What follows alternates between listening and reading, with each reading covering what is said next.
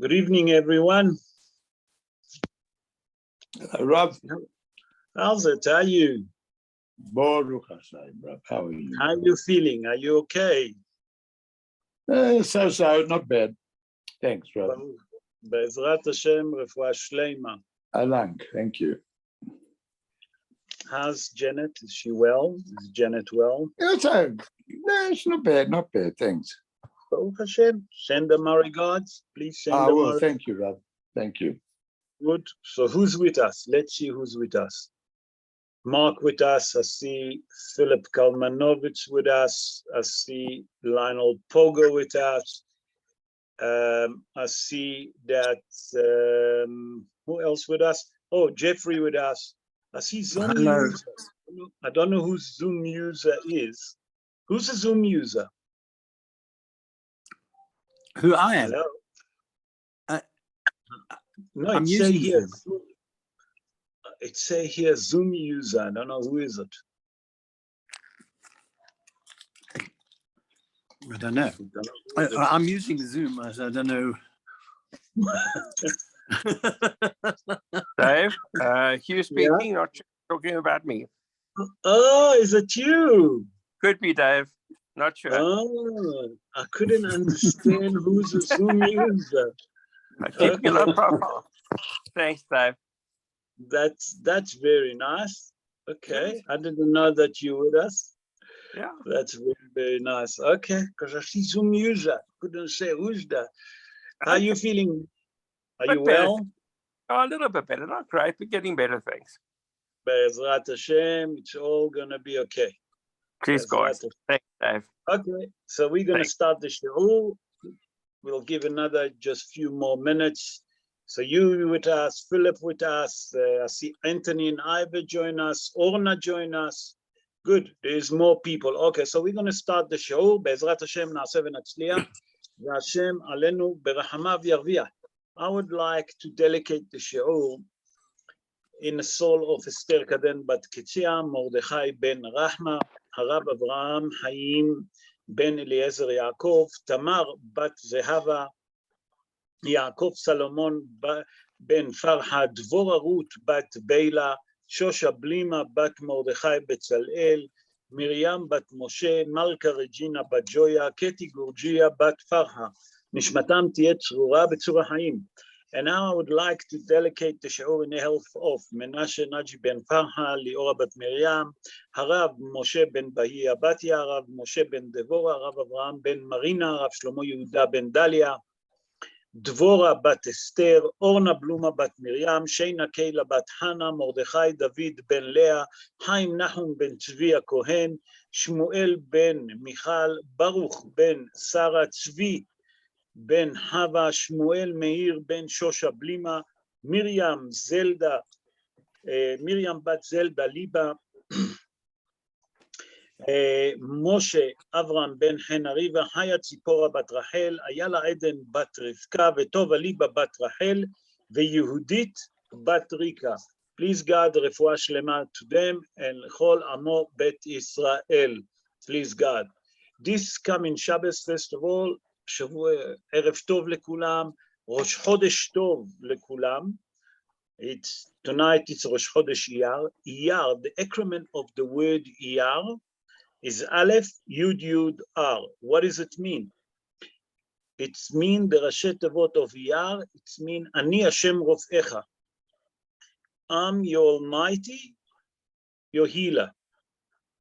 So בעזרת השם, that the shiur and the Rosh Chodesh bring healing to all of those people that need. L'chol amo bet Israel, be'ezrat Hashem. Rabotai, we're going to read tonight two parashiyot, Parashat Tazria and Parashat Metzora. This coming Shabbos, we're going to read three parashot on Shabbos. What parashot we're going to read on Shabbos? I will explain. On Shabbos, we're going to read three parashiyot. Obviously, Parashat Tazria Metzora, and Parshat HaChodesh. Parshat HaChodesh, we're also going to read. So we're going to have three Parshiyot this Shabbos. I repeat, Tazria, Metzora, and then Parashat HaChodesh. Three Parshiyot. That means this Shabbos will take two Sifrei Torah. So we'll start, Be'ezrat Hashem, with Parashat Tazria, and then we'll move to Metzora. Jeffrey, when you're ready, don't forget to unmute yourself, because I mute everyone. So when you're ready, just don't forget to unmute yourself. We're going to start with Parashat Tazria. The Torah tells us like this. I'm going to read verse 1 and verse 2. וידבר אדוני אל משה, לאמור, דבר אל בני ישראל, לאמור, אישה כי תזריע, וילדה זכר, וטמאה 7 ימים, כימי נידת תבותה תטמא. Hashem spoke to Moshe, saying, "Speak to the children of Israel, saying, when a woman conceives and gives birth to a male, she shall be contaminated for a 7-day period, as during the days of her separation infirmity shall she be contaminated." Okay. In previous year, we brought what Rashi explained. We brought all different ideas. What does it mean when the woman given a birth to a male, and then she obviously gets contaminated? We explain why, and we have to understand something very important. Why, if you look at this verse, verse 1, verse 2, and verse 3, and then also verse 4, you'll see that the Torah speak about that when the woman delivered a male. And in verse 5, the Torah speak about if the woman delivered a girl. And the Mefarshim come and say, look, there's something here that look a bit different. When it speak about the male, you see that the Torah given more verses. And not only that, you can look and you can find that the Torah is more favorite of the male, it sounds like. And we have to understand why. That question been asked by the Zera Shimshon, Rabbi Shimshon Haim Nachmani, that we all bring. And he said, look, verse 1, verse 2, verse 3, verse 4, speaking about the delivery, the birth of a male. But when it comes to speak about the female, it's only one verse, and then it stops. Because verse 6 already speak about, again, male and female. What's the difference? It sounds like, from this verse, we look that the male is more favorite, say the Zera Shimshon. That's the question of the Zera Shimshon. And we have to understand what's happening here. So the Zera Shimshon explain like this. The Zera Shimshon say, it's not maybe only just favorite about male. The main reason that the Torah tell us that many more verses regarding the male, and I'll tell you why. It's tell you that, number one, if you look carefully at that verse, that you know why the Torah spend more verses, and it's look like, or maybe it is, okay, that when it's speaking about the male, it's more favorite. It's tell you like this, that as the male born, the first thing that his father have to put him on a bris milah. So immediately, the father gaining a mitzvah. Why? That he bring in the male to have a brit milah. The other thing, the father have to do pidyon. That means, if it's the firstborn, the male, what does he have to do? First thing, he have to do pidyon. He go into the Kohen and he pay him 3 coin of silver, and he take the son, basically, and he paid the Kohen. It's called pidyon ben, what we call pidyon ben. So say the Torah from here, say the Zera Shimshon, you know why the Torah spend more verses? Is to teach us that when a father have a male, immediately you have to do mitzvot, as he born. Okay, we're not talking about now bar mitzvah, we're not talking about, you know, sending him. Here we're talking about as the baby boy born, immediately you have to do Brit Milah.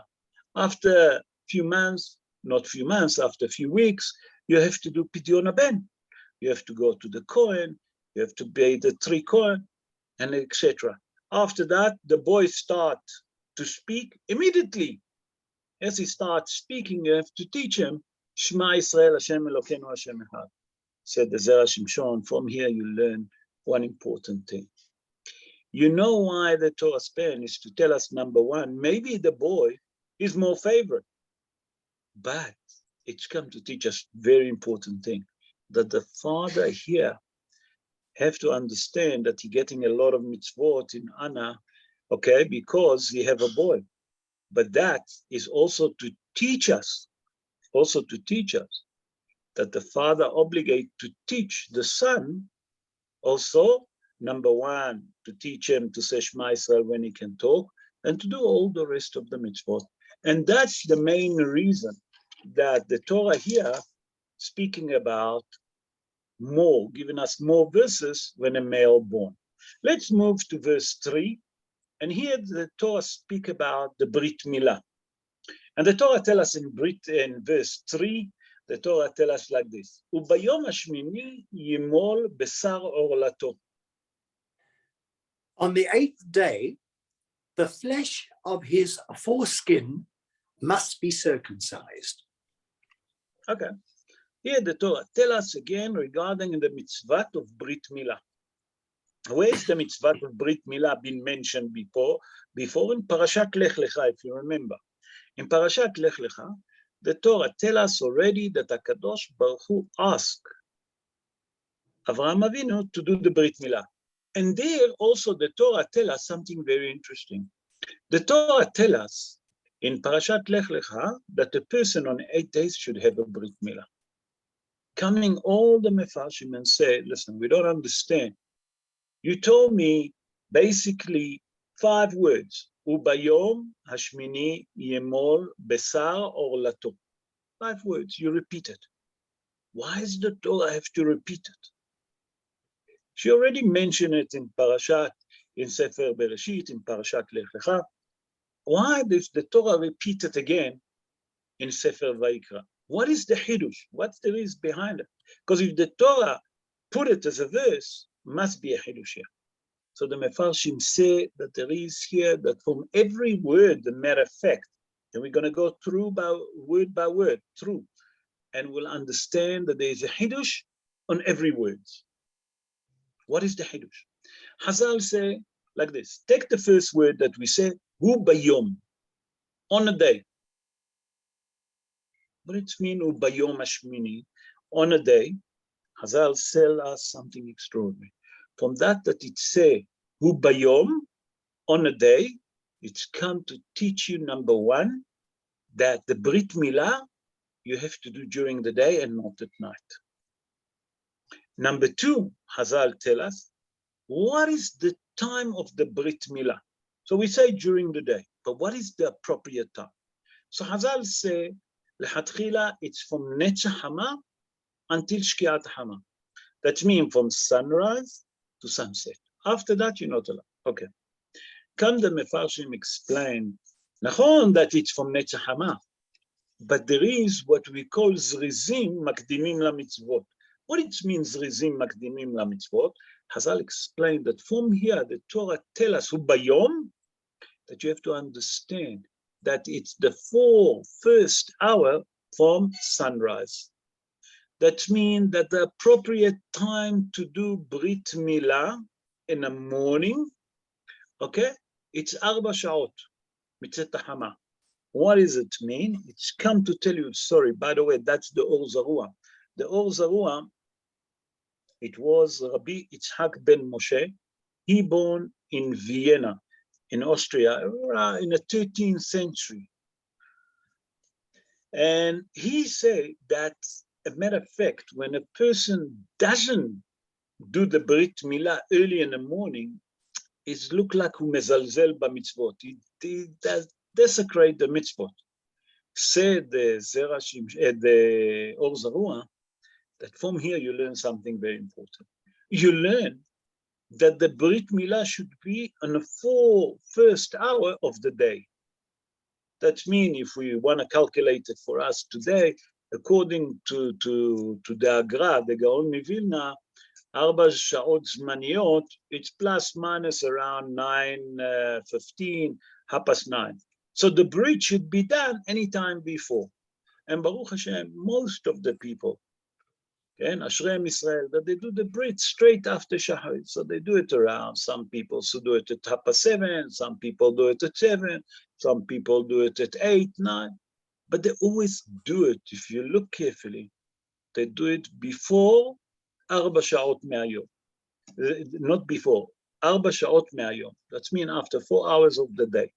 That means it's come to tell you who bayom, said the Mefarshim, that you have to do it in the first 4 hours of the day. How important to do the Brit Milah. Okay, and then it said, Hashmini, who bayom Hashmini, on the 8 days. What does it come to tell me the 8 days?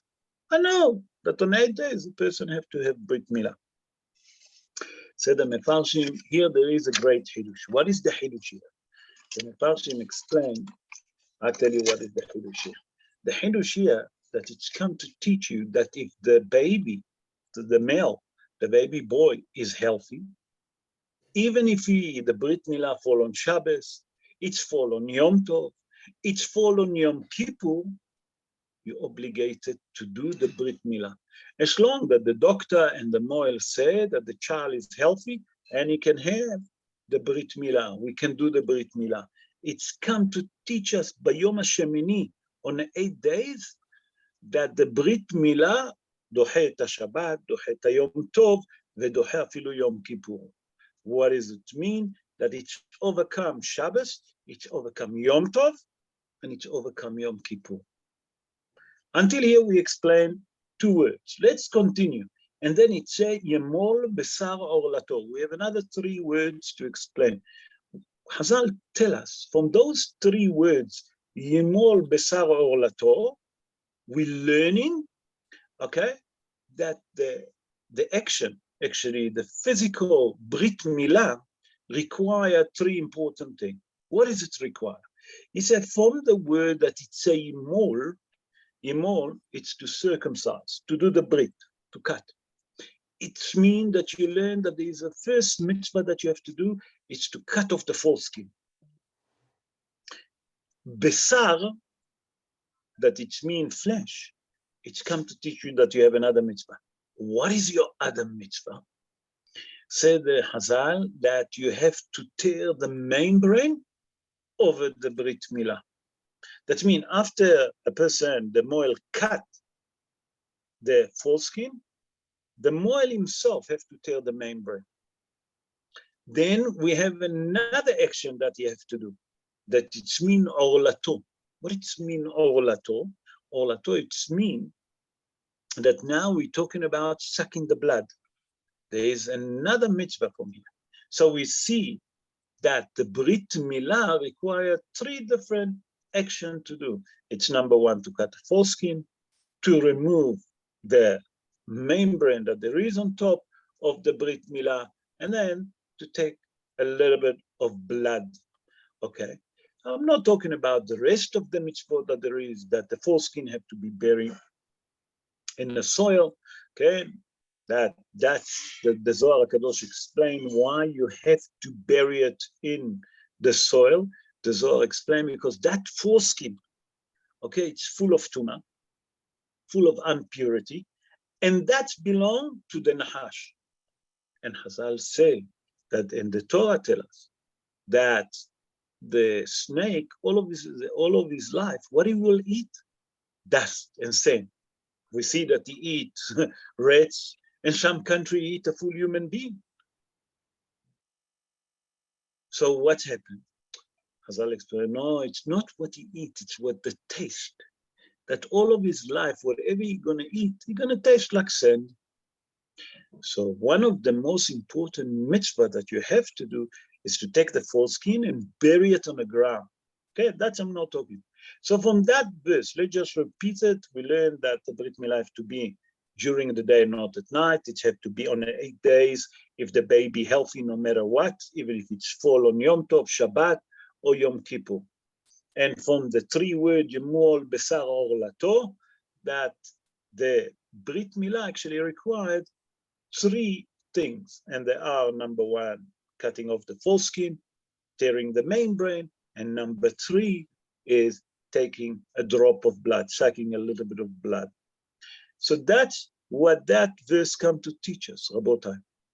And that's why the Torah repeated to tell us that actually the Brit Milah required certain things that you have to do, and you have to understand that it have to be on 8 days if the baby healthy. And that's why the Torah repeated. Let's move on to chapter 13, verse 2. I'm jumping a bit because we have 2 parshiyot to do, so we'll try to understand. And in this verse, the Torah speak about now about what we call it tzarat. Okay, some people call it in English leprosy. I don't know if it's really leprosy, and you'll see now.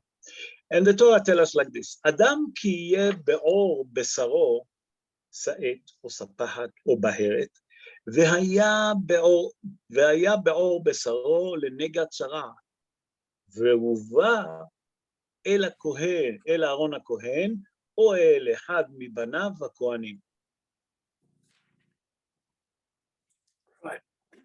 If a person will have on the skin of his flesh a sa'is, or a sapachas, or a beheret, and it will become a tsaras affliction on the skin of his flesh, he shall be brought to Aaron the Kohen, or to one of his sons, the Kohanim.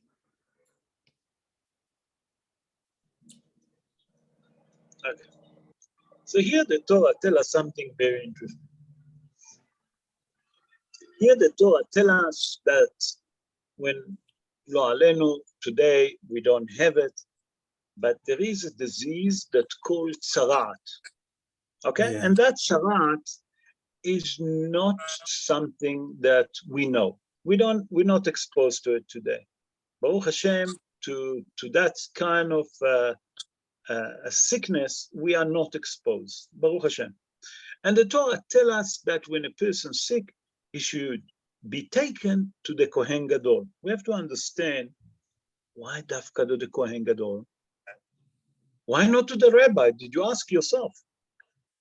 That Shala Be'ezrat Hashem, I will answer on Shabbos in a shiur, just to give you some, what we call Homer leMachshava, something to think about. Why to send it, you have to take a person to the Kohen? Why not to the Rabbi? Or why not to the doctor? That question asked the Zera Shimshon. Why do you have to take it dafka to the Kohen Gadol, or you have to take it to one of the Kohanim that is in that generation? What difference does it make? Why not to the Rabbi? If you tell me that it's a spiritual thing, take it to the Rabbi. And we'll explain now something else, and on Shabbat I will answer it. So I saw that the Sifuni says something very important. He said that the diseases that mentioned in this verse, that Hazal said that Sapahat, Baheret, okay, והיה באור בשרו שאת, Sapahat or Baheret, those are diseases that we don't know about them. It's not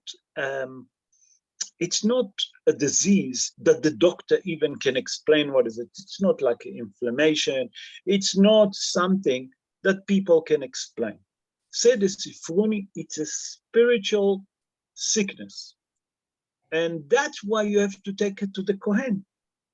And he explained like this, that what he tried to tell you, that those diseases, it doesn't have like, you go to the doctor, for example, and the doctor do his test and he check you, and he decide, you know what, you need anti-inflammatory, for example, you need antibiotic, whatever the case is.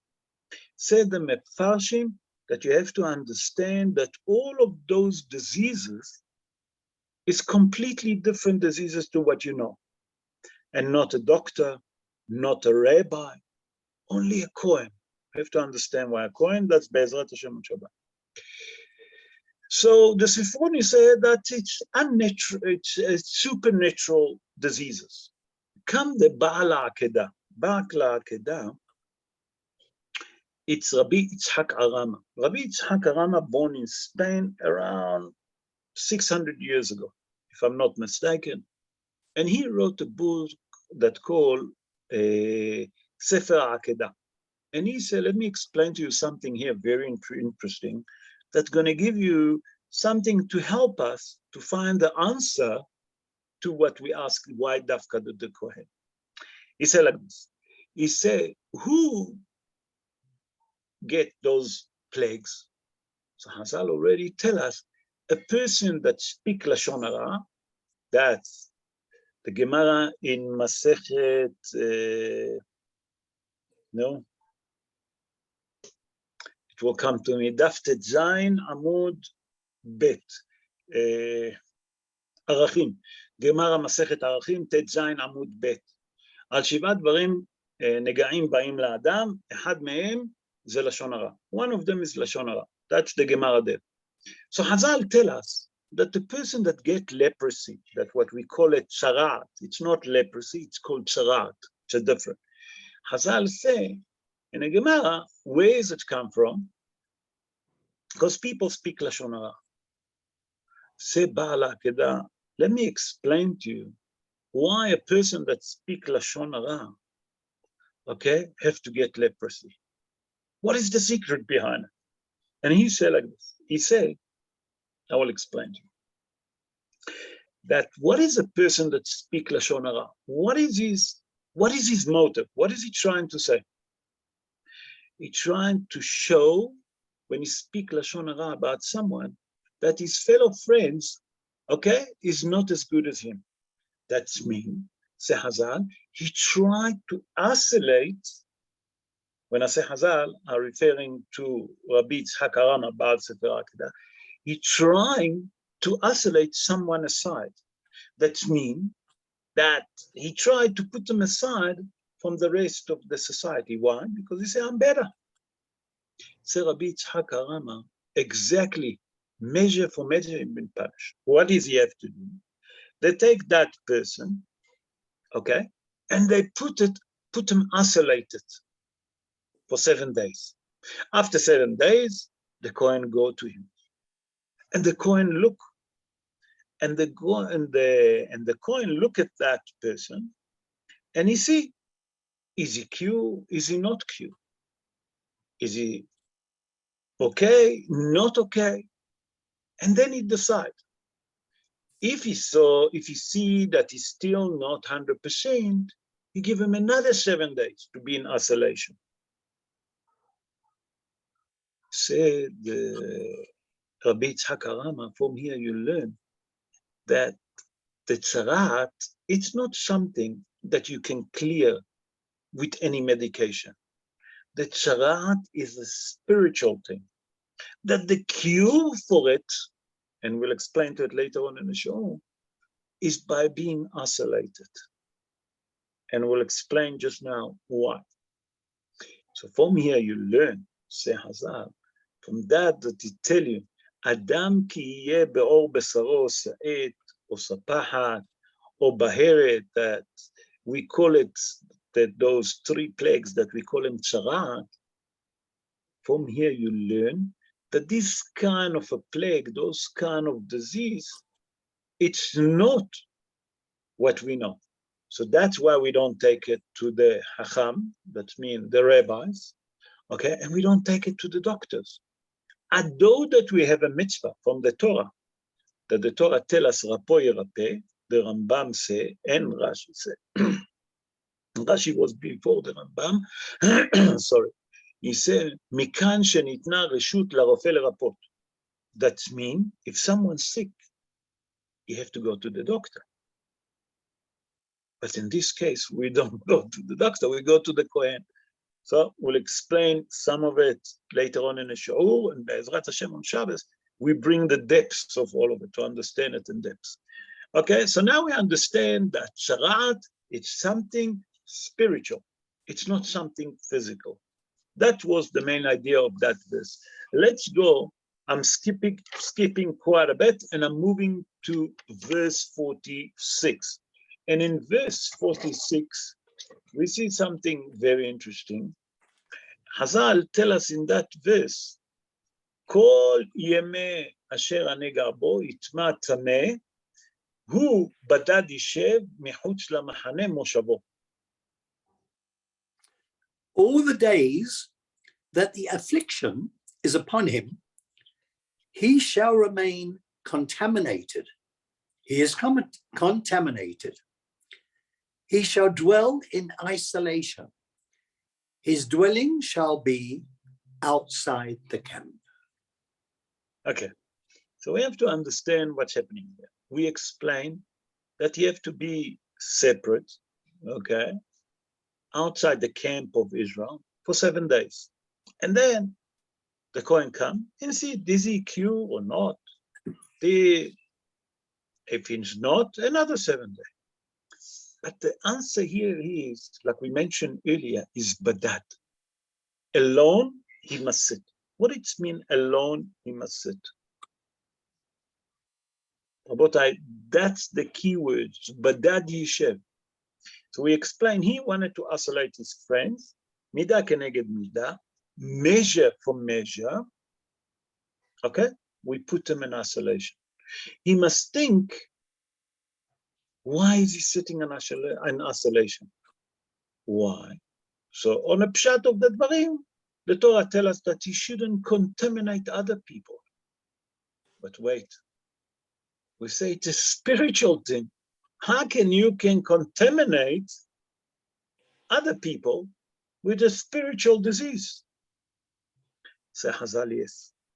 And the moment that you speak Lashon Hara, you can contaminate other people. And you can contaminate other people, become a problem. Why? Because you're going to cause them to speak Lashon Hara. So that's on the pshat of the dvarim, why is in isolation? But the word badad, why does it say badad yishev? Why does he have to be alone? The word badad. So we have to understand, because he spoke Lashon Hara about someone, he wanted to isolate him. But the Torah wouldn't put him to sit alone just because of that. There is something more behind it. I saw a beautiful commentary that brought by Rabbi Raphael Moshe Elbaz. Rabbi Raphael Moshe Elbaz, born around 200 years ago. He born in Morocco, in the city of Tzofrol. I don't know a lot of history about him. His book called Eden Mikedem, and his book Eden Mikedem, that's commentary on the Torah, he explained that verse. And he said, let me tell you why it's a badat. It's not just to sit physically in isolation outside the camp of Israel. The Torah comes to tell you what Rabbeinu Bechaya said. Rabbeinu Bechaya, I explain always this to Rabbeinu Bechaya. There is Rabbeinu Bechaya Ibn Pakoda.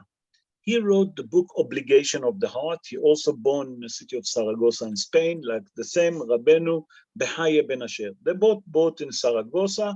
It's a city in Spain. In his book that called Obligation of the Heart, Chovat HaLevavot, everyone heard about this book. He says something very interesting. B'shar HaKni'ah. Shar HaKni'ah, I don't know how to explain that. It's the gate of surrendering to the Almighty, okay? If you want to look at it in chapter 7, Perek Zayin, he says something very interesting. Rabota, listen to it and focus with it. I'm sure that you hear it before, but it's good to hear it. It's good to hear, say, Chovat HaLevavot, it's a Musar book. It's a very good, very heavy Musar book. And he said that the person that speaks Lashon Hara lose all of his merit to the person that he spoke about. Come, Rabbi Raphael Moshe Elbaz and say, I tell you what the Torah means. The Torah come to tell you that when a person speaks Lashon Hara, he loses all of his merit. all of his mitzvot going to who? To the person that he spoke Lashon Hara. Now he become lonely. What it mean lonely? Without mitzvot.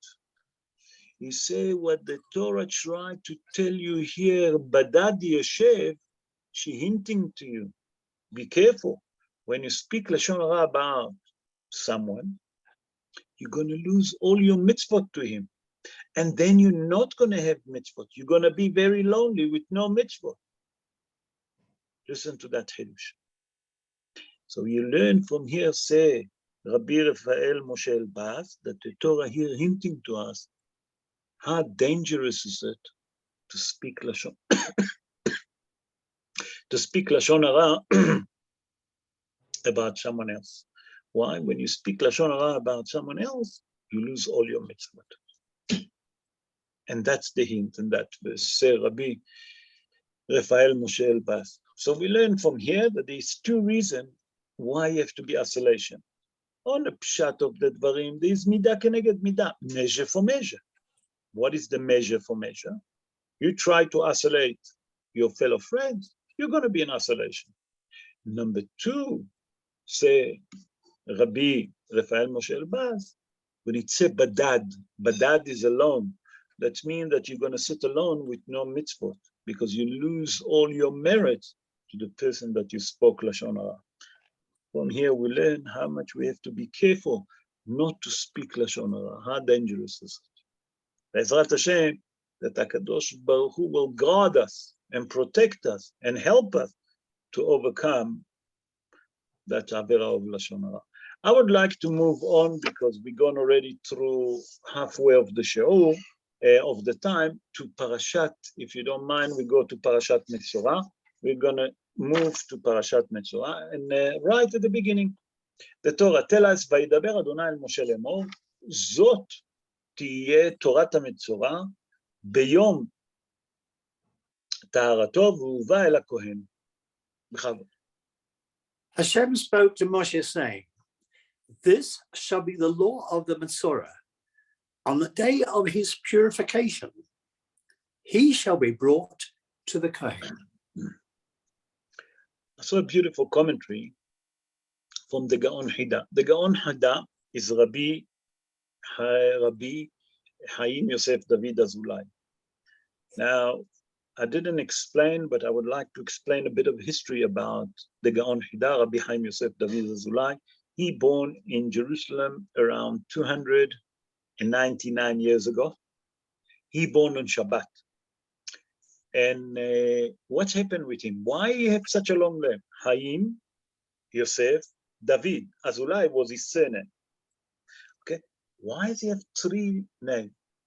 So when he born on 8 months, first of all. The parents given him a name, okay? Yosef, Chaim Yosef David. Yosef David. Why did they add up suddenly Chaim? When he born on 8 months. And he born on Shabbat, and the parents saw that he's not well. So on Shabbat, if a baby dies, it's considered muktzah. You have to put it aside and cover it. And his granny knew that the mother's supposed to deliver the baby, but she didn't come on time. She came a bit later. And when she came and she asked, "Where's the baby?" she looked at the face of the people, no one happy. Immediately she realized something wrong here. And no one answered. People look at her and like with eyes show that he's there on the side, like it's muktzah. The granny didn't done a lot.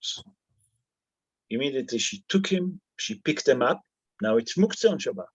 She said to the people, "Come with me." She took a woman or two with her to help her. On Shabbat, she made a fire and she boiled water. And she started massaging him. And massaging him until he started breathing. Okay, she warmed them up. And then she wrapped him up, and he was like, she made like a small incubator for him until he grown up and he became stronger. say the Gaon Hida. And then they added up the name Hayim, to give him life. He said if it wasn't for his granny, he wouldn't be alive. And he said that in all of his book, in one of his book, an introduction to his book, that he owes his granny all of his Torah that he had. All the Torah that he married is in a merit of his granny.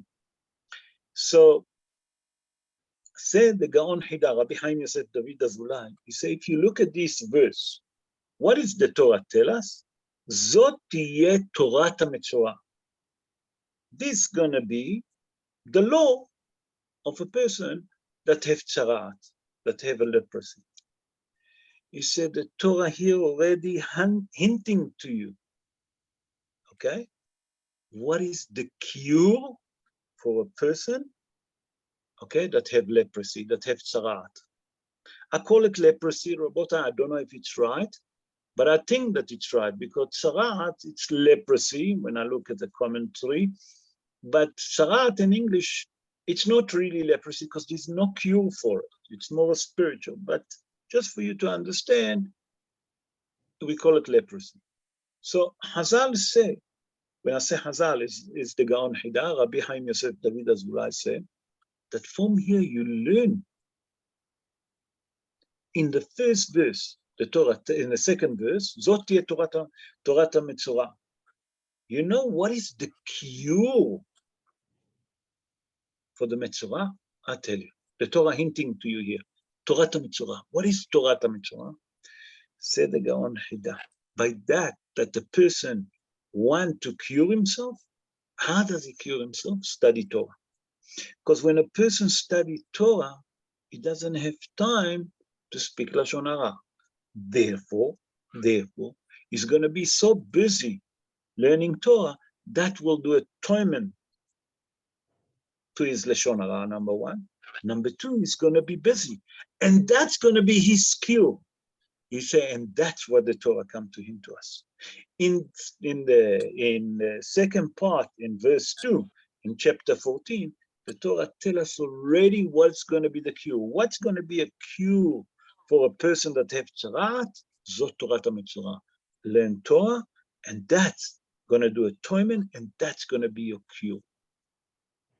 Isn't that amazing? Look, everything is written in the Torah. And he said, you know how I know it? He said, it's very simple. He said, Hazal tell us in Midrash Rabbah. In Midrash Rabbah, Hazal tell us something very interesting. Hazal saying like this, Be'oto ever shechata, okay, ya'aseh bo havilot, ve'yitchaper lo. What does it mean? Hazal say, with the same organ that a person done the sin, with the same organ, he can cure himself. How? But that Hazal call it havilot. Havilot, it means mitzvot. What it means mitzvot? To do a mitzvah. Pashut. In the same organ that he sinned, and the same organ he'll do mitzvot, that's going to be the cure. Said the Gaon Hida, what does it mean? He spoke Lashon Hara. What does it mean he spoke? He used his mouth to speak Lashon Hara. Use your mouth and learn Torah. With that, the same thing that you said, now you're doing the opposite. You're learning Torah. You're lifting up yourself spiritually. And with that, you're doing basically atonement to what the same organ that you sin with. Isn't that amazing way of thinking? Unbelievable. Let's move on to verse 3. And here we see something very interesting. ויצא הכהן אל מחוץ למחנה, וראה הכהן, והנה נרפא נגע הצרעת מן הצרוע. The Cohen shall go forth to the outside of the camp. The Cohen shall look, and behold, the Tzara's affliction had been healed from the Metzora. Now, if you look at that verse, say Rabbi Mordechai Cohen. Rabbi Mordechai Cohen lived in the 16th century in Tzfat, he was a student of Maran Rabbi Yosef Karo. And he wrote a book, Sifte Kohen. And he said, look at that verse, and you'll see that there is something that sounds like miyutar, over. It doesn't have to be here. It said, Ve'ine nirpa nega hatzaraat min hatzarua. We're speaking already about the Metzora, okay, the person that have the tzara. So why did you have to tell me that the affliction of the tzara is cured from him? Just we're speaking about it. The affliction of the tzara is clear. No, from the Metzora. What is there is here? Say Rabbi Mordechai Cohen. He said that there is here actually a message. That the message here, you know why the Kohen have to leave on a pshat of the Dvarim to go outside the camp of Israel to where the person is, where the person with tzaraat is? Number one, not to infect him.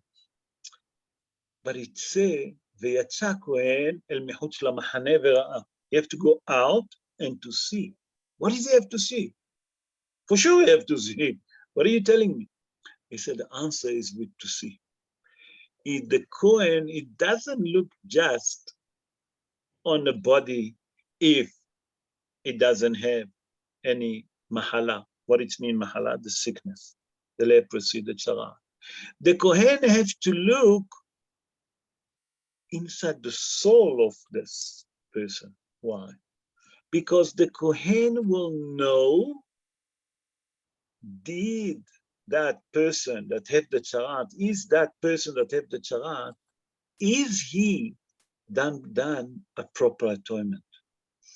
Is he himself regret what he done that he spoke Lashon Hara? And that's what it say. That means you have to go outside, yes, I understand. To look at him, to look at the organ, to look at the body, yes, that's physically. But what it means, Vera'a HaKohen, okay, that the Kohen have to see, that he have to see if that plague that called the tzaraat move from that person. Is that person still have the problem with the tzaraat? That means he still have inside him the ability to continue to speak Lashon Hara, or it's finished. That means that he done atonement and he decide that he can't speak anymore Lashon Hara. That means that he regret, he understand what he done wrong, then he can cure him. And that's what say the Sifte Kohen, the Torah tried to teach us. The Torah here hinting to us, V'yatzal mechutz lamachane v'ra'a Kohen. The Kohen saw, okay? V'hinei nirpa nega tzaraat min hatzarua. That means he saw that now, that not only that spiritual sickness disappear, also him himself is cured, not to speak anymore Lashon Hara. Now we can understand what's hiding behind that verse. And let's go to verse 4. And here the Torah tells us, V'tziva Kohen, ולקח למטהר שני ציפורים חיות, טהורות ועץ, ארז ושני ותולעת ואזור. The Kohen shall command, and for the person being purified, there shall be taken 2 live, clean birds, cedar wood, crimson thread, and hyssop. Okay. Here the Torah tells us that one of the things that that person, after he get cured, have to bring a korban of 2 birds. Okay, we'll speak about the cedar tree, the hyssop, we'll speak about it later. But we know that the main reason Rashi explained that you have to bring, Rashi is Rabbi Shlomo Yitzhaki, he born in the city of Troa 980 years ago in the north of Italy. And Rashi say, you know why does he have to bring 2 birds, because he done exactly like what the birds do. What is the birds do? The birds chirps all day. Chip, chip, chip, chip. That's me talking. And that person also chirped. And he adopted the character trait. In that case, now that you realize that you chirp more than you should, bring 2 live birds. That's on Pshat of the law. But let's understand why dafka 2 birds. We have to understand Rashi. Rashi, when he told like he speak on codes, although here he speak more than codes, he's given us a bit more, but we have to understand why dafka 2 birds, the Metzora. Not only that, if you want to make the question more difficult, Hazal tell us when a woman give a birth, she also have to give a korban. She have to bring a korban of also 2 birds. So what's the difference? What's the difference between the Metzora, if you told me that you're chirping, okay? But the woman that deliver a baby also have to bring korban, that to say thank you to HaKadosh Baruch Hu, that she can bring kids, and to korban to that she being delivered and she'll help you. What's the difference? If you tell me it's for him chirping, here the woman didn't chirp. What's the connection? So I will explain to you what's the difference. When a woman deliver a child, she have to bring korban todah. What the Torah told us that she have to bring 2 birds, it's only in the case that she's a poor woman and they're a poor family and she can't afford to bring more than that. That means a more expensive korban. But when it's come to that spoke Lashon Hara, you have to bring 3 sheep. And above the 3 sheep, you have to bring another 2 birds. That's mean. The Mefarshim explain here something extraordinary. What the Torah speak about, the yoledet, the woman that give a delivery. Yes, she have to give a korban. But what we told you that you have to bring shnei tziporim, 2 birds, it's in the case that she doesn't have, the family doesn't have money. She and her husband poor. Where they're going to bring a big korban? She doesn't have. So the Torah say, okay, you know what? In that case, to say thank you, bring 2 birds that is cheap. But when it's come to a person that spoke Lashon Hara, he obligated to bring first 3 sheep. Above that korban, you have to bring another korban. What is the korban that you have to bring? 2 live birds. What? To remind him that, you know why you're bringing these 2? Because you chirped. Remember, next time, don't do that. That means that here, that there is, number 1, to do atonement is the korbanot, the 3 sheep. Above that, the birds is to remind them that the reason that you have to bring 2 live birds because it chirped too much, and the character trait of the birds is to chirp. That's basically the difference of the Mefarshim. And now we can understand what Rashi tried to tell us. Let's move on. And it said there that you have to bring a cedar tree. With that, you have to bring a hyssop. What is the connection? And Hazal explained, and we explained in previous year, why Dafka you have to bring a cedar tree, okay? And why does he have to bring hyssop? What's the connection? So we have to understand that like this, that we explained in previous year that the tree actually, the cedar tree, is something very tall and very strong. Said the Midrash like this, you know what caused a person to speak Lashon Hara? Why does people speak Lashon Hara? Arrogance.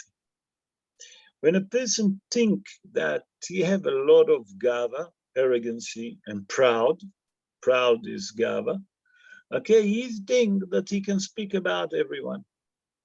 So he starts speaking Lashon Hara because he think that he's better than the person that he speak about. That's come from where? From proud and gava. Okay, arrogancy. Come the Torah tell us, I tell you what, you're going to bring something also low. What is a low? It's a hyssop. Hyssop is a bush that grows very low. Why low? To remind you that what caused you the arrogancy, it's that what we call the gava, the proudness. Come and tell you next time, behave with modesty. The same like the hyssop, very low, doesn't show off. What we have to understand, why is the Torah tell us dafka these two? These two. One is a very tall tree, very strong. And the other one is a small little bush, very low. So a beautiful thing that the Midrash bring, that, and it's according to what the Rambam, the great eagle, the big eagle, Rabbi Moshe ben Maimon, he born in Cordova 88 years ago, yes. And he said in his book, in Hilchot Deot, in the law of Deot is the law of mining and a lot of understanding. He said that in life, a person always should take the middle road, okay? He called it derech hazahav, okay? The middle road, not to be too extreme to the left, not to be extreme to the right. He said that here the Torah come and tell us the Midrash, and they bring in the Rambam, something extraordinary. It's come to tell you, or the Rambam bring the Midrash, to tell you something very extraordinary. You know why it's a cedar tree? Cedar tree referring to arrogancy, proud. Everything is about kavod. But from the other way, it's come to tell you that the hyssop speak about really humility. Come the Midrash and tell us, listen, I don't need you to be too arrogant, and I don't need you to be all the time very humble. Humble you should be, but not all the time to be very humble, down to earth, below the ground. No, sometimes you have to be normal. He said that here it's come to teach you something extraordinary. The Torah tells us dafka to tree, to teach you that in life, we have to go always in the middle road. Sometimes people speak not nice to you. You have to understand, you have to keep quiet. But when they come in to really crush you, you can't be a person like a hyssop, too low. Well, you have to defend yourself, you have to stand for yourself. But from the other thing, you don't have to be so arrogant, all the time proud. No, the Torah tells you the middle way. That's what the Midrash tried to teach us. By that the Torah tells us that with the korban that you have to bring a cedar tree and a hyssop, is to teach us also that if in life you go in the middle way, there's less chance that you speak Lashon Hara. Why? Because you're not arrogant. And if you're not arrogant, there's no reason to speak about someone else, Lashon Hara. Now we understand that. I would like to conclude the show if we go to verse 34. And in verse 34, here we see something very interesting. I would like to do another thing that the Torah speaks. That's a leprosy that there is in a house. Okay, let's look at this. ובא אשר לו הבית, והגיד לכהן לאמור, כנגע נראה לי בבית.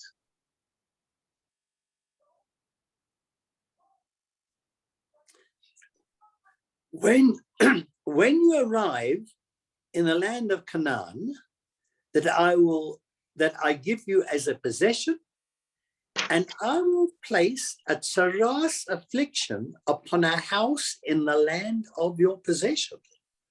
Okay, so first of all, you wrote the right verse, and I wrote the wrong verse. I read it the wrong verse. כי תבואו אל ארץ כנען, אשר אני נותן לכם לאחוזה, ונתתי נגע צרעת בבית ארץ אחוזתכם. של כוח, thank you. if you wouldn't read in English and I wouldn't focus on your reading, I wouldn't realize that I read the wrong verse. Okay, so here the Torah tells us that when you come to the land of Canaan, here the Torah tells us when Bnei Israel gonna conquer the land of Eretz Israel, listen to that, and they're gonna come and they're gonna settle each one in his own dwelling wherever they have to be. You're gonna see that there is a leprosy on a wall, okay? And we spoke in previous year that, it's a matter of fact, it sounds like when you come into the land of Eretz Israel and you see a leprosy on the wall, it sounds like it's a punishment. And we explain, no, it's not a punishment. We explain what the Mefarshim say, that the Amorites and the Canaanite, before they left Eretz Israel, when they saw that the children of Israel come, they said, we're not going to leave all our money, all our treasure behind. What had they done? When they build a wall, they hide it between the walls, okay? So in a wall, you will never know that there is treasure in your house, okay? Because they didn't want to give it to the children of Israel. Say HaKadosh Baruch Hu, when you come to the land of Israel, and I'm going to bring leprosy on those houses, don't look at it as a plague. Look at it as actually a reward. Why? Because when you're going to have to demolish, when the Kohen come and test the house and he look and he tell you, listen, there is a sarat in the house, what we call it sarat abatim, you have to demolish it, and then you're going to find the treasure, and the treasure is yours. So don't look at it as a punishment, look at it as a reward. That's what we explained in previous year, that the Canaanite and the Amorite used to hide it. Come the Mefarshim saying that you have to understand that there is another kind of leprosy. There is tzarat habgadim, the leprosy, okay? The tzarat of the clothes. Said the Mefarshim, okay. So what's the rewards on that? So here there's no rewards for the Mefarshim. The Mefarshim explain that why does a person get tzarat habgadim or tzarat habatim? There is also tzarat, that the leprosy of the house. Those not are rewards always. These are cases that even that when you call the Kohen said that you have a leprosy in a house and you're going to demolish the house, suddenly you're not going to find treasure. Or that you're going to have leprosy on clothes. What is the Hidush here? So the Mefarshim come. Let me explain to you. There is here a Hidush that you have to understand, that sometimes a person came to the land of Eretz Israel, build a beautiful house, and he started to be proud. You see, I'm very rich, I made the money. Come Hazal and tell you, like we said earlier, remember the middle way. Don't be too arrogant, because that arrogance is going to bring you down. That's what's going to cause Has v'shalom leprosy, that special tzarat habatim or tzarat habgadim, because you're so proud in your house, you're so proud in your clothes, and those fancy suit that you're wearing, and that fancy shirt or fancy trouser. Say, Hazal, be careful. Don't show off too much, because that show off that you're arrogant about, that you can afford to buy such expensive suit, that you can buy expensive shirt, expensive trouser. That means that you've done it what? With arrogancy. That you've been start to go in too much extreme to one side. Kadosh Baruch Hu doesn't like it. Has v'shalom, if you do that, it can bring leprosy. So the Torah come and tell you that you have to understand that there is also cases that sometimes if you become too arrogant, Kadosh Baruch Hu can send those spiritual plague. Why? To put you back on your track, on the right rail. And Be'ezrat Hashem, that we should all merit from what we learned today, and we learn what we learned today, to understand that how important is it to behave all your life, and I repeat it, with modesty number one, and humbleness. Not to be a show-off. Why? Because what we see today, Chazal said, is a story about two sages walking outside the cemetery. And the one sage said to the other one, there's two different interpretations there in the Gemara. One, it said, because they eaten a lot, 99% of those people that bury there, because they eaten too much. That means that food can cause a person a lot of sickness. Chazal said that there's another story, that two sages that walk outside the cemetery, and the one said to the other one, 90% of those people, 90%, those people that bury here, that they done from Ain Hara. That means the evil eye. That means that when people try to show off, Has v'Shalom, okay, they can draw on themselves the evil eyes. So from this Parsha, we learn something very important, that people should behave, number one, with humility and humbleness. A person all the time have to behave with humility and humbleness. And what we spoke about Lashon Hara, that people speak Lashon Hara, it's only because of arrogancy. Because he thinks that he's better than another person. And that was the message here. How much we have to be careful not to be arrogant, so not going to lead us to speak Lashon Hara. And Be'ezrat Hashem, that we should all guard, you all tzaddikim, I'm speaking for myself, not you. That we should all guard ourselves, that we should all learn to close our mouths. And then, HaKadosh Baruch Hu, Be'ezrat Hashem, number one, will remove all the sickness that we have.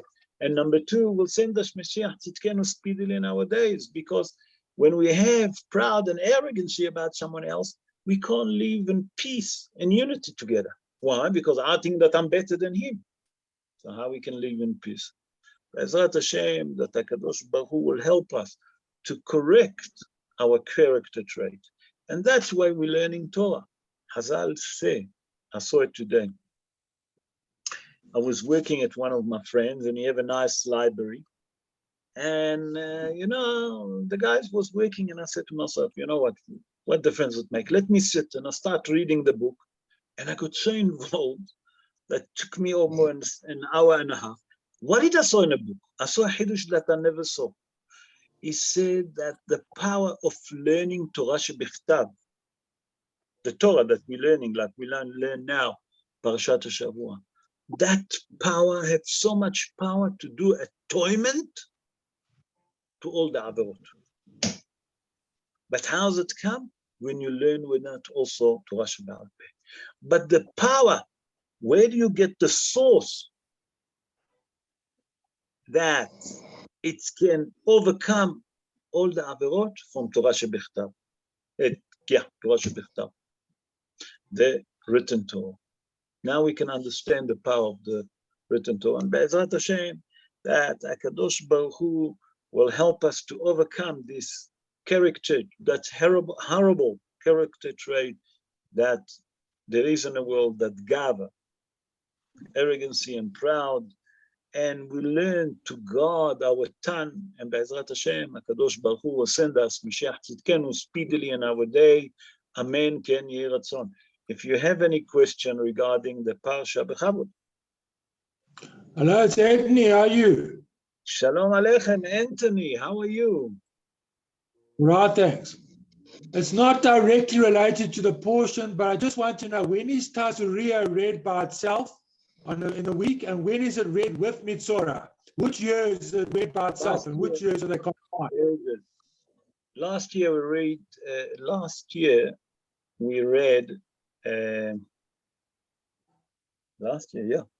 I think that we read Tazria by himself. Last year was a leap year.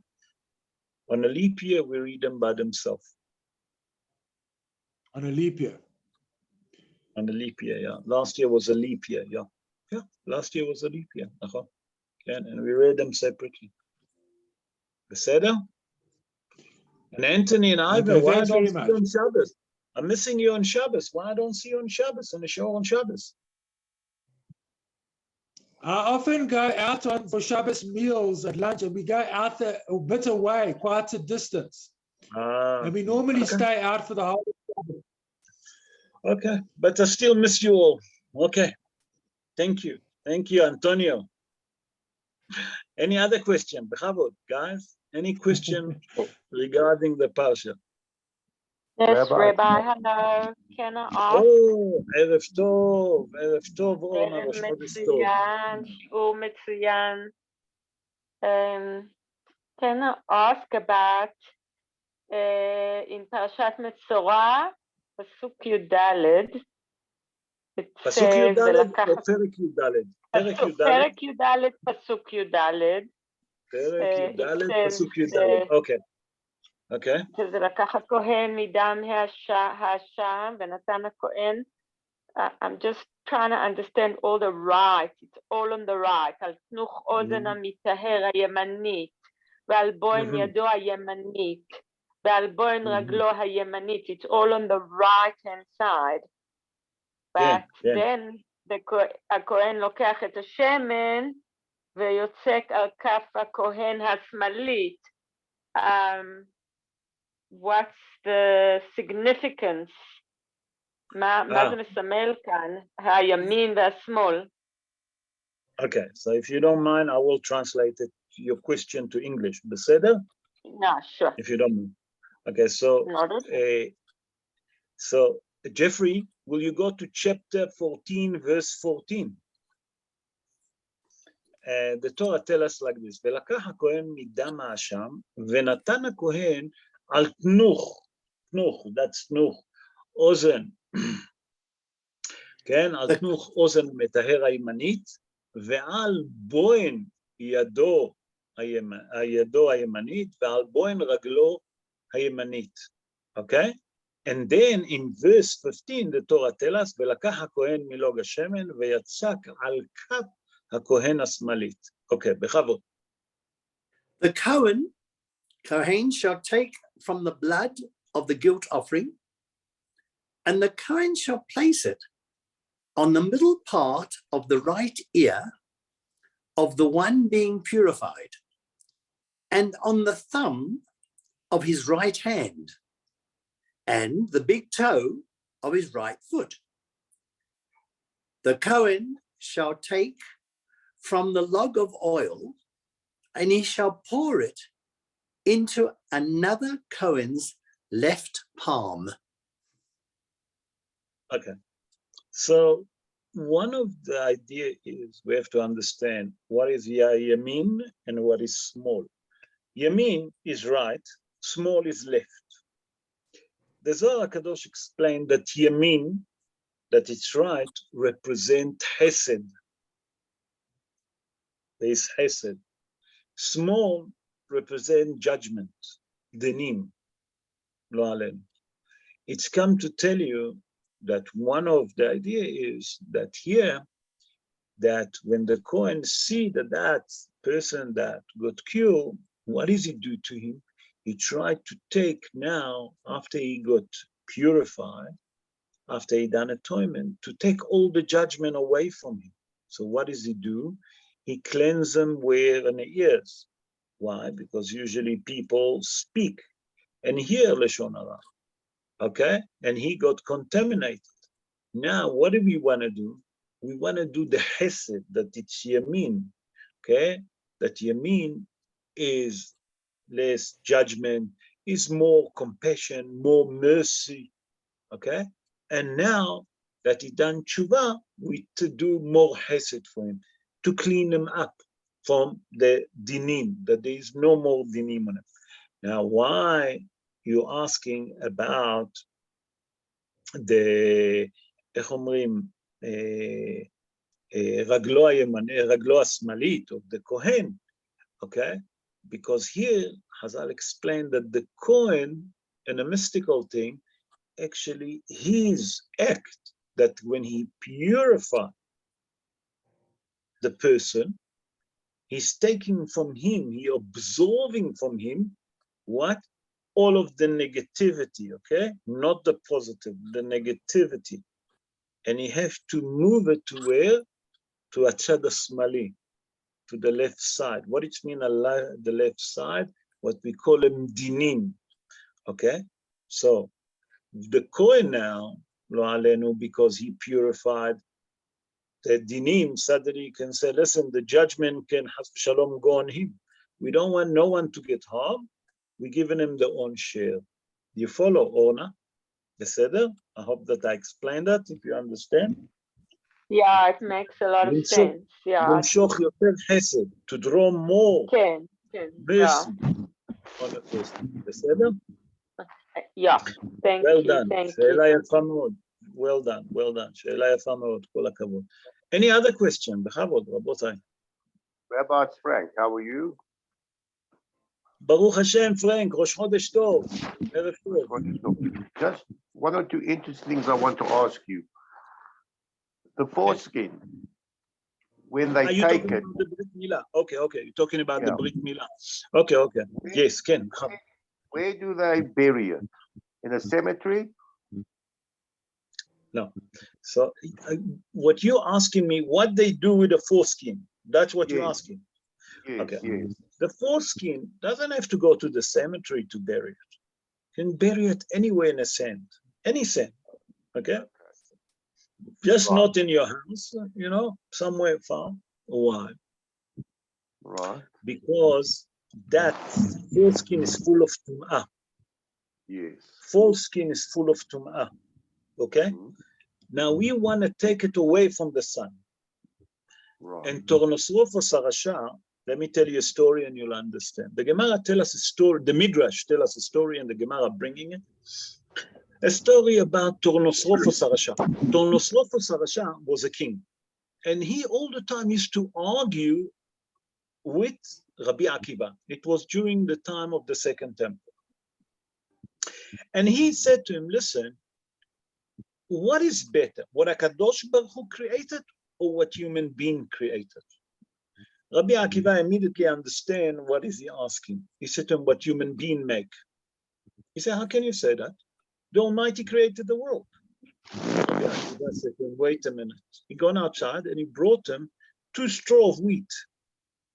And he said to him, here's a straw of wheat that HaKadosh Baruch Hu created. He said, yes. He said, but from that straw of wheat, we make bread, we make cake, and etc.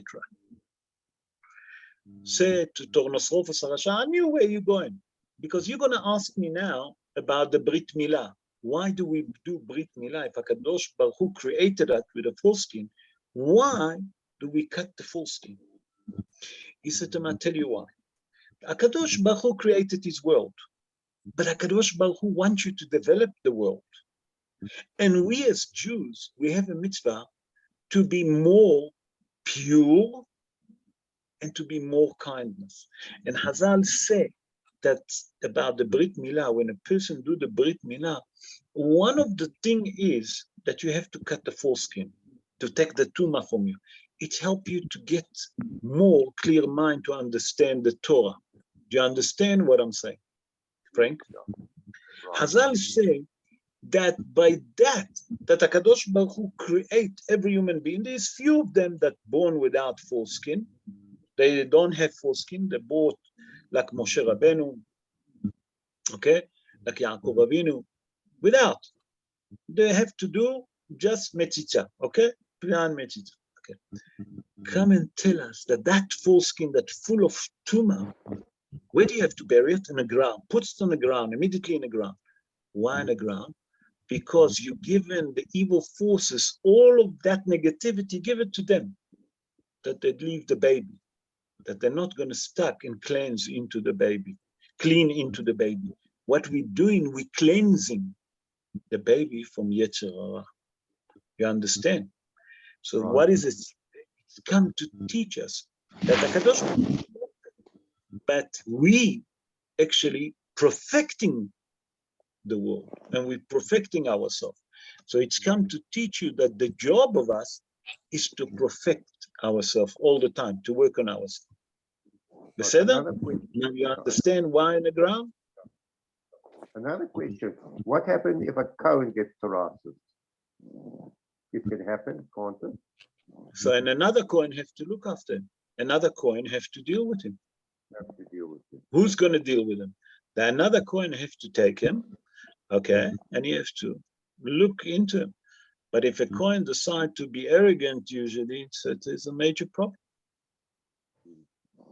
And the third question is, what happens if the Kohen is not knowledgeable, and he has to ask HaChochamim to,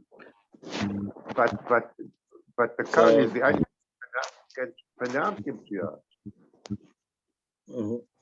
So you want me, I see that you want to hear the answer that I'm going to ask on Shabbat in depth. It's going to take another half an hour just to answer it. But I will answer you. So first of all, there's the Kohanim. You have to understand there's certain Kohanim. Not every Kohen do exactly the same. There's certain Kohanim that been trained to see the Tzaraat. You follow? Okay. Right. You understand? And if you look during the time of later on in life, in the history of the Jewish people, they didn't have Kohanim that was so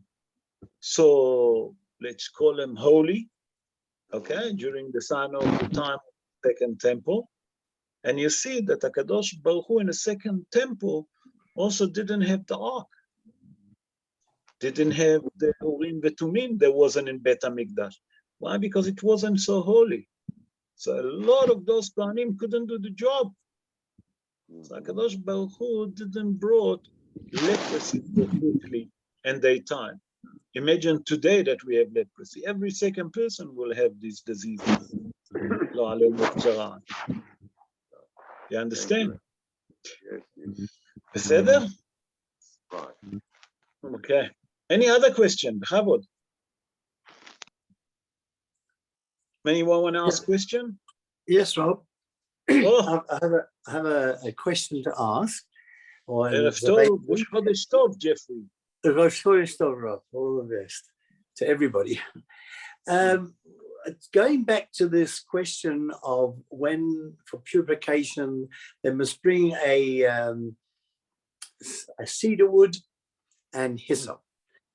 And the Rambam, which represented the height and arrogance, and the other one represents lowness and humility. The hyssop, the low bush, and the cedar was the high tree. Now, the Rambam says you're going to take the middle of the road.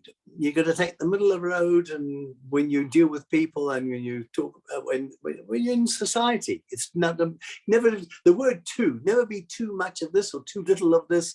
Too fat, too thin, too rich, too poor. Anything which is extreme is not very good.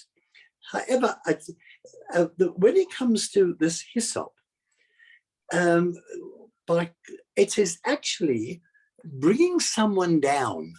That's when you speak Lashon Hara, you bring someone down. Why? Because you have a low esteem of yourself.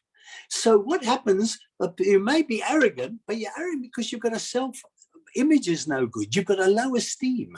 So it's at the same time, you can't have that low esteem of yourself. You've got to be able to be middle. Maybe the Kohen's job was to be able to go and dig into it and find out what's the cause, what's the root, what's the self-esteem is so bad that he talks so badly about other people, and you bring him down. So maybe the bush is as a reflection of his own self-esteem, not just the bringing someone down. It's that he's at such a low level. Maybe that is why the hyssop was brought along. So I want you first of all to say Baruch Shekivanti. Say Baruch. Baruch Shekivanti. Shekivanti. Why am I saying it? I read in Zera Shimshon, it's a very deep move. He was a great mystical rabbi, that the Gaon Hida say on him, Gaon בקבלה ובקבלה מעשית. He was a great Kabbalistic.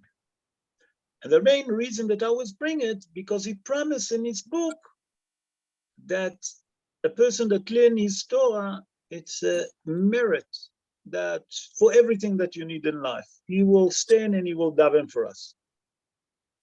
And I read there that he brought a story.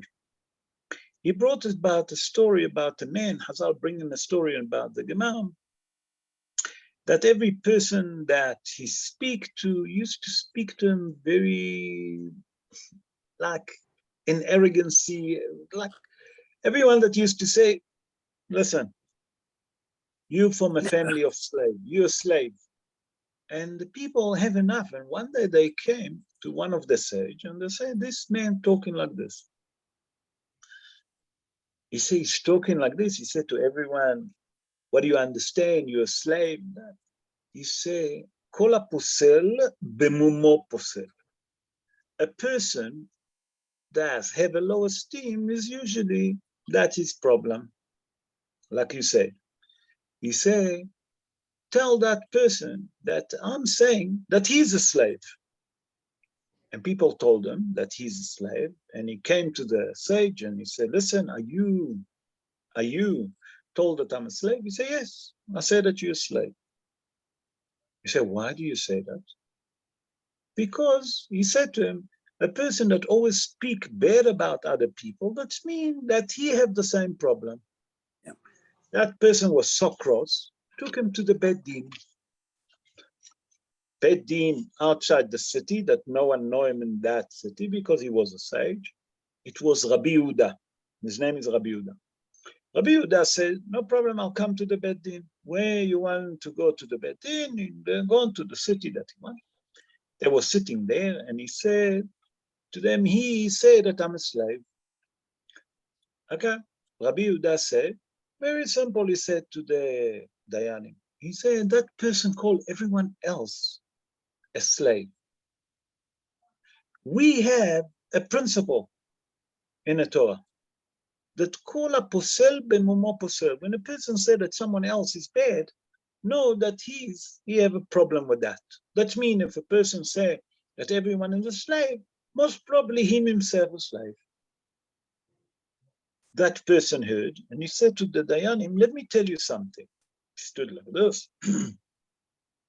You know which family we are? I'm actually from a descent of the Hashmonaim.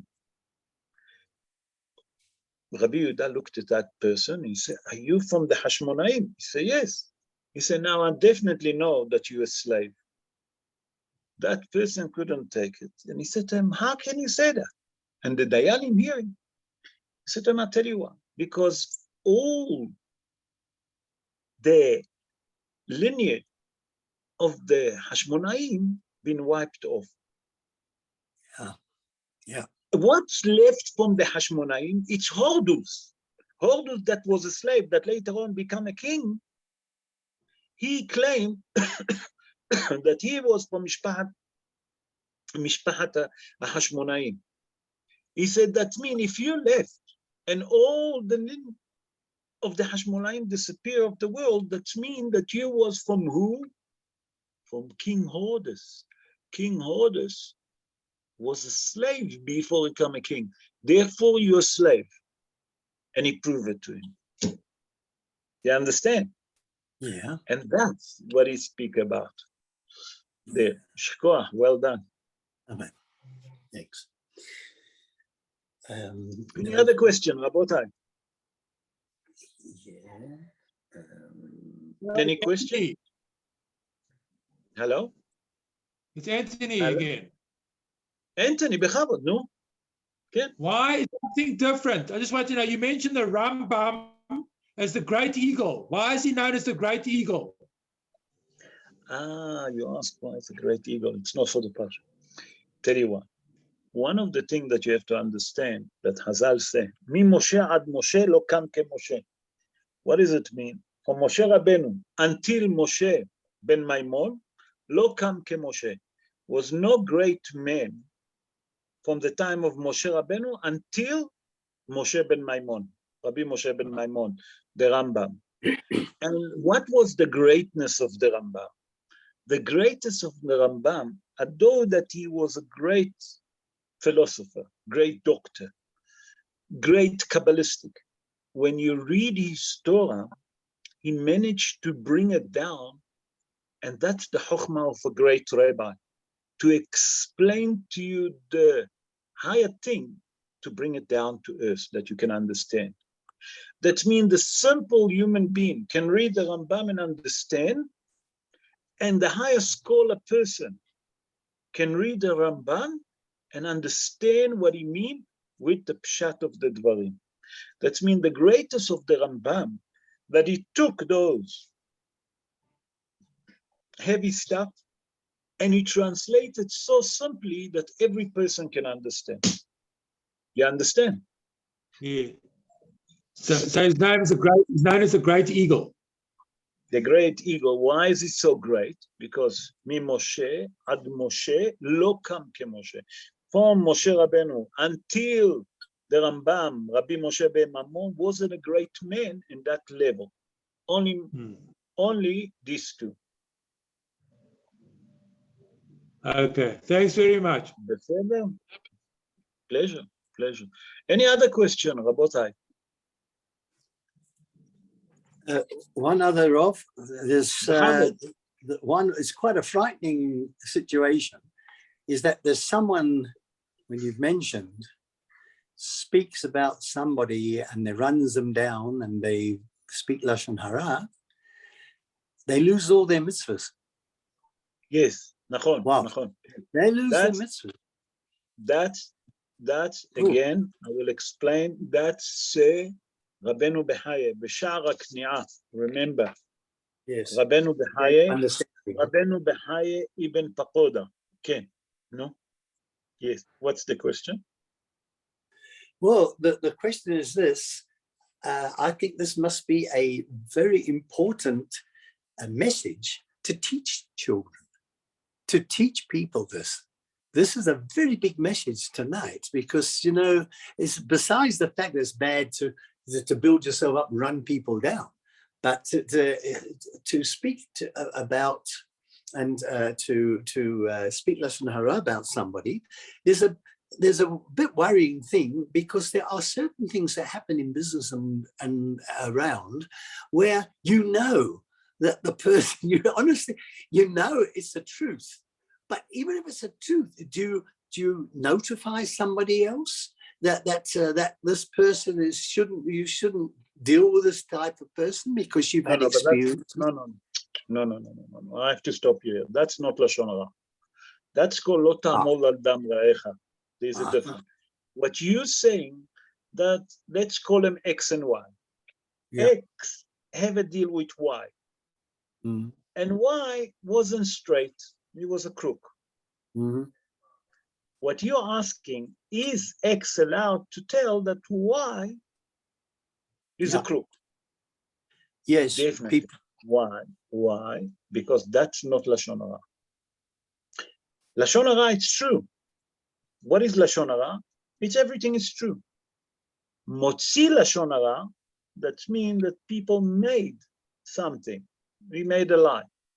But in your case, what you're saying to me is, you know that if Mr. Y, whoever deal with him, is a crook, he's a dangerous man. That's called Lo Ta'amod al Dam Ra'echa. You're not allowed not to tell people that. Why? Because if you're not going to tell Mr. A or Mr. B that Mr. Y is a question mark, they're going to do business and they're going to lose money. That's called Lo Ta'amod al Dam Ra'echa. Because if you're not going to tell them, they're going to lose money. Yeah. And that's what the Torah told you to protect. So here, that doesn't applicable anymore. That situation, it's not applicable anymore. No. Here you have to tell. Why? Because people are going to lose money. Yeah. Thank you. Pleasure.